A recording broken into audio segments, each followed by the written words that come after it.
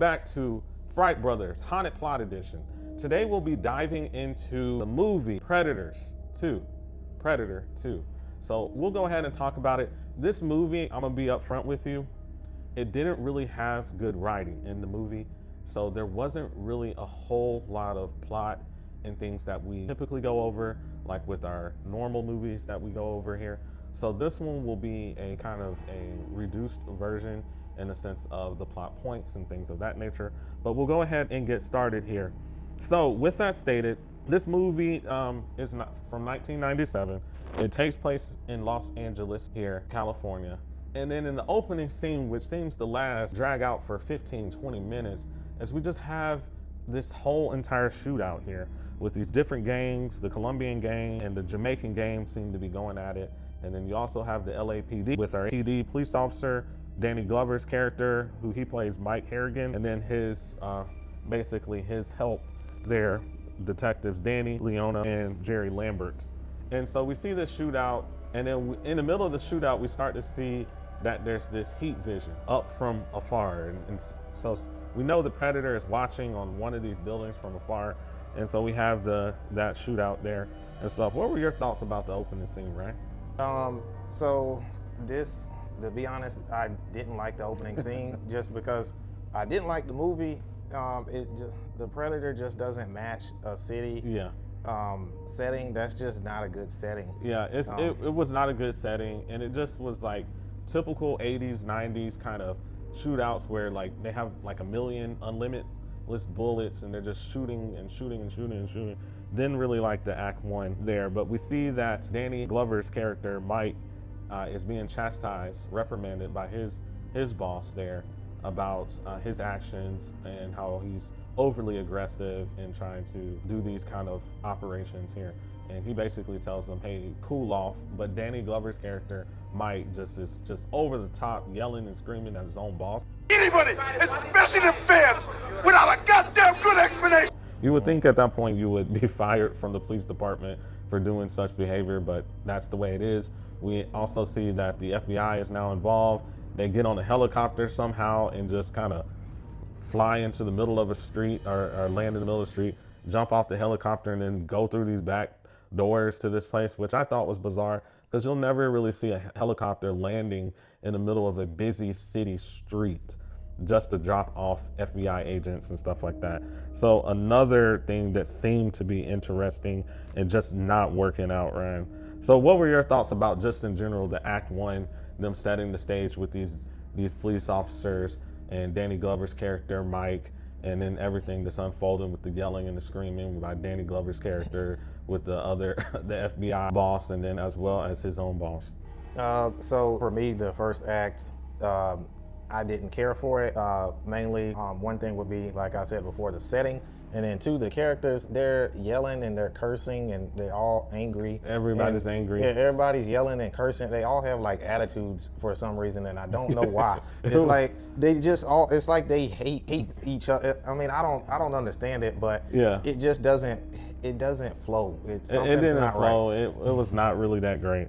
And then one of the scenes in the opening that was important to detail is there's Colombian drug lord, having relations with some woman in some penthouse suite, and then we see the Jamaican gang jump in there while in of their act of intimacy, and then tie and hang him up, and then take and then stab him, and then they get into a fight with the Predator. Predator jumps in, takes them all out except for the woman, and then of course Danny Glover's character comes in and he gets a mouthful from his boss or the other bosses there in the FBI, telling him basically, cool off, get out of this. This has nothing to do with you. So we move into act two. Here we're seeing Danny Glover's character kind of being suspicious about what's going on. Who's actually killing these other people and hanging them up on these rafters? Is it really the Jamaican gang? Is it the Colombian gang? Who's doing this? It seems like it's got to be some third entity there. And one of his police officers, Danny, actually gets involved because Danny remembers at the crime scene there was something weird that was hanging up there that actually belonged to the Predator. It was one of his spear. His spear, the tip of his spear that he saw hanging up above. And so he gets the idea to play road cop and go investigate himself. And he ends up meeting up with his demise because the Predator takes him out there. Ryan, what were your thoughts? So from that, watching that scene, you're just interested in trying to figure out what's going on, what is he looking at, and you don't like. For me, I didn't expect to see him die because he was just investigating and looking at to see what happened during at this scene. But see, the thing is because he was there alone, you should your intuition should kind of tell you that he's probably going to die, because just about every single scene where you have in a Predator franchise where somebody's alone, they always end up getting killed. They always, and it's usually the person that's the curious person out on their own usually gets taken out. He got taken out on this one, and then Danny Glover's character Mike finds out about it.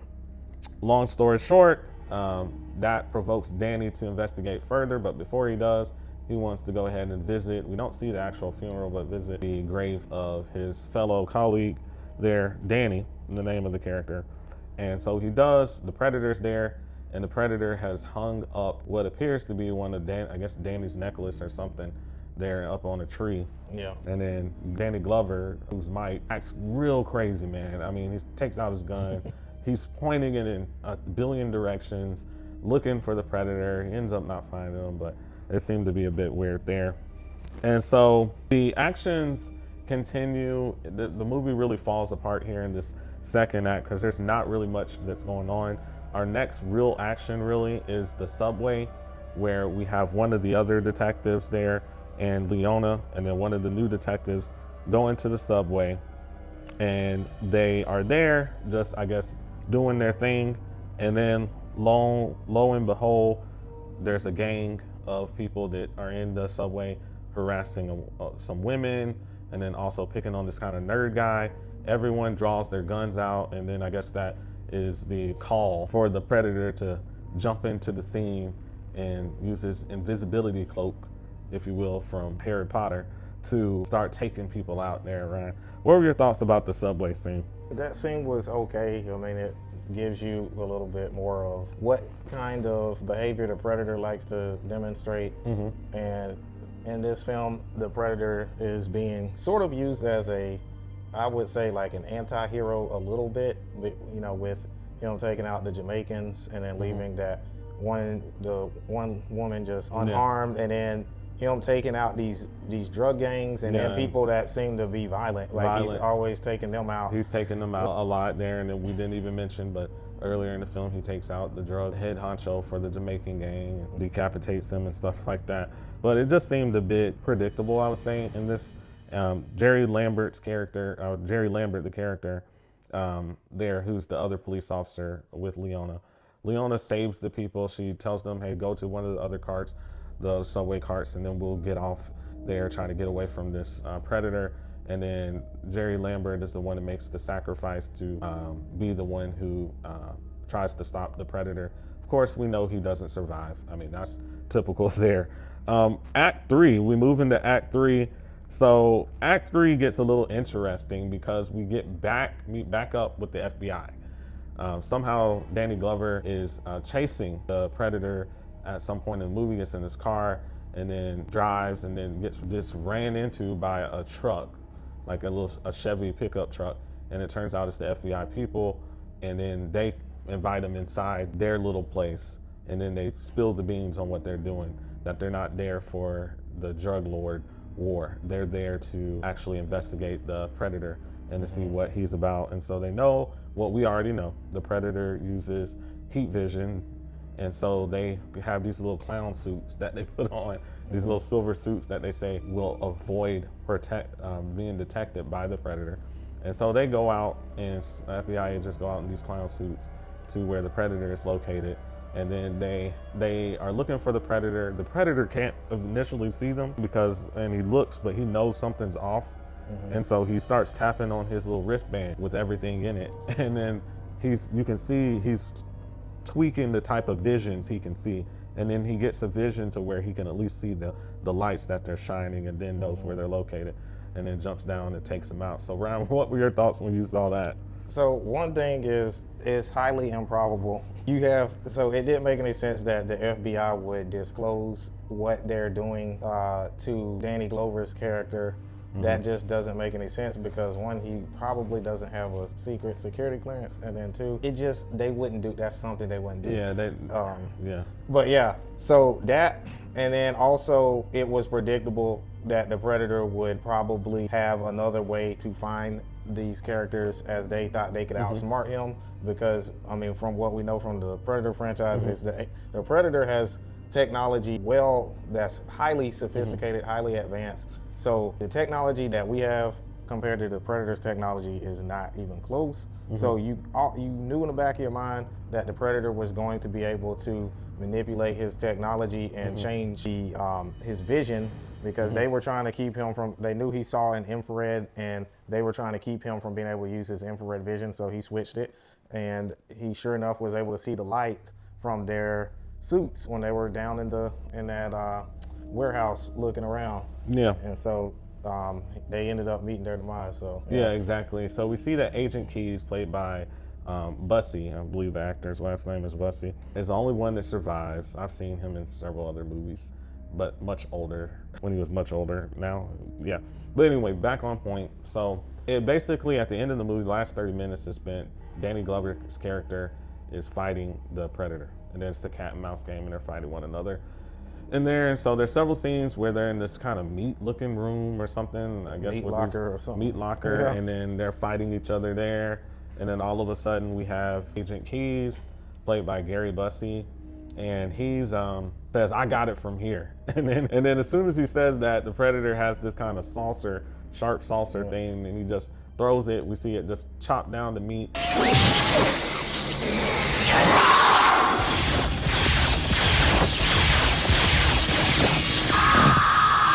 And we see that Gary Bussey's character is in between one of the meat racks, and it just slices him in half. And so he's gone for the movie. So then we have just Danny Glover's character for the rest of the movie. And then they get into a fight there, and then they make their way up to the top of one of the buildings there. And then they get into a fight there, and Danny Glover's character is knocking the Predator off, but the Predator grabs him, and he also falls off. And it seems like they both fell off the building, but when we zoom in, Danny Glover's character is hanging on one of the portions of the building where there's still kind of a little area for you to be able to crawl around on. And then the Predator is with one hand grabbing Danny Glover's character's right arm, and then trying to keep his other arm with the saucer in it to kind of hold on and get a grip so he doesn't fall to his demise. Danny ends up grabbing the saucer from the Predator, and then chops off the Predator's arm with it. So he goes falling. The Predator ends up sliding all the way down, like sticking his hands and trying to get a grip. And then he finally catches this pole and then holds onto it and falls back into the parallel apartments behind him and through one of the bathrooms. And he starts repairing himself and mixing little stuff and trying to repair himself. And this old lady hears it. And then he busts out. I thought he was gonna take her out, but he just busts out of it and goes his own place to his little ship, his little battleship, or his little spaceship there. And then we see Danny Glover's character somehow, some way, be able to crawl through with a pole all the way to the other side, to the exact bathroom the Predator just bursted out of, and then go start chasing the Predator, and then jumps through this chute because the elevator is gone, and then falls into the spaceship.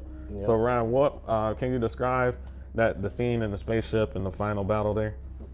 So that's when Danny Glover, he's chasing the Predator, and then like you were saying, he falls down some chute, and he's in the Predator spaceship, and it's somehow like underneath the ground in the apartment, underneath in the sewer area of the apartment.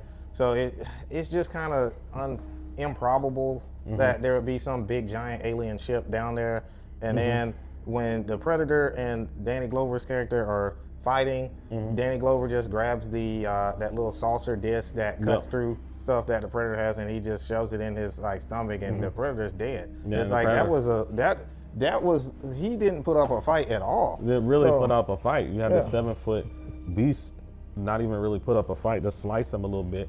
Danny Glover is like, then the Predator walks over to him, doesn't do anything, and he just slices him with the little saucer. Yeah, and then he's done. And then he's done, and all of a sudden, all these predators start appearing.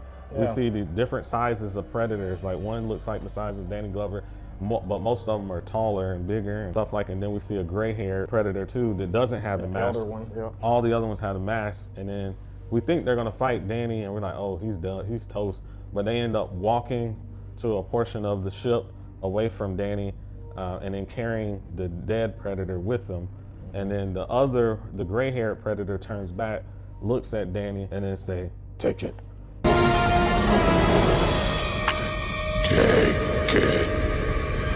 And he throws him this kind of musket, or whatever, this little 1700 kind of pistol-looking musket thing from, like, you know, for the Revolutionary War. And says, "Take it," I guess as a gift. Yeah. And then Danny Glover's character, the spaceship, we know is about to start and go off and launch. And then Danny Glover's character at the last second jumps out of the spaceship, runs. And as soon as the spaceship starts moving, he's jumping. And then, of course, he goes to, finds the police and talks and stuff like that. And that's basically the end of the movie there. So, Ryan, what were your thoughts and what was your grade for this movie? So this movie was, man, it was bad. I'm sorry, but you can't put the Predator in a city environment. It just felt like they were just trying to do a quick cash grab from the first film because of the success that it had. And to be honest, they should have just, if they would have just kept the Predator in the jungle, again, that would have actually been better than this film. But this film was bad. So I'm gonna have to give this film probably a whimper, because it was bad. Like it's not a film that I would want to re-watch again. I'm sorry. It was bad. This was comically bad.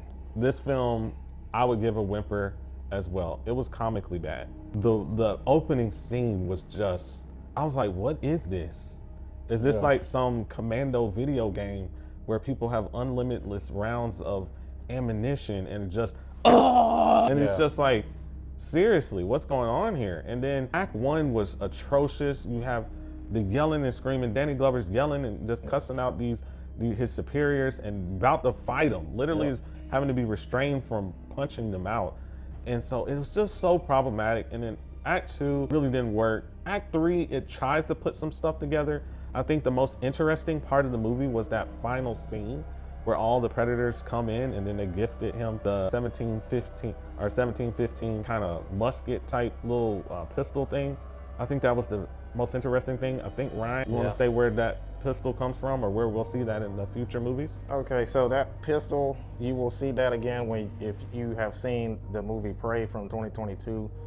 There's a scene where the main character, I forget her name from that movie, but the girl that's the main character in that movie, she sees the pistol from one of the characters that she comes in contact with. It's one of the, I believe it's the French. Yeah, it's one of the French fur trappers. Yeah, the fur whatever. trappers or something. Yeah. But yeah, that's where it comes from. So Ryan recognized that from the movie, so I want to give him a shout out for that. But yeah, this movie was overall terrible. It was one of those movies that I would never watch again. Yeah. I would never watch this movie again. And the acting was terrible. Like almost every scene was terrible. And Predator should never be in a city. I mean, it just is not built for that. It's built for a remote jungle type area. And like Ryan said, if they had to just get the same plot with just a different, or get Arnold Schwarzenegger again, just 10 years older, to do the same movie, that would have been a better movie than this. I'm not gonna say what I really think, but it's this, whatever they call this. So guys, if you've seen this movie, or if you're curious about it, here, we would like to know your thoughts about the movie. If you haven't seen it and you don't want to really watch it, my advice for you would to go ahead and look at one of Dead Meat's kill counts on Predator 2 and then put your comments below. We would love to understand your thoughts. Now, if you're one of those people that actually enjoyed this movie, we really would love to hear from you. Why did you enjoy it? Please comment and subscribe. Comment section below. And remember, Fright Fam, be watchful.